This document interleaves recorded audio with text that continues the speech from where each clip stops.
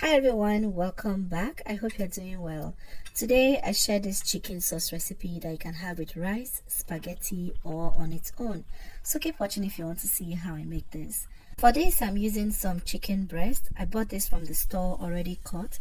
So now I am going to give this a quick rinse and then start seasoning it. But just before I season, I went in to cut some of them that were chunky into, a reasonable size, just like this.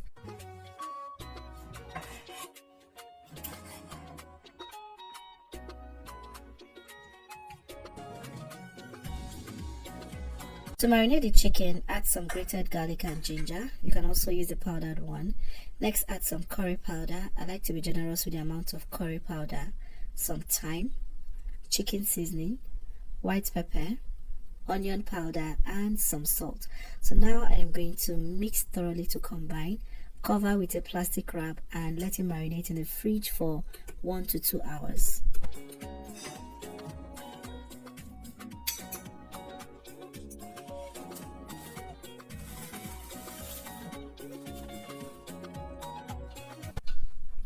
Before you start cooking this meal, you want to make sure everything is prepped because it goes really fast.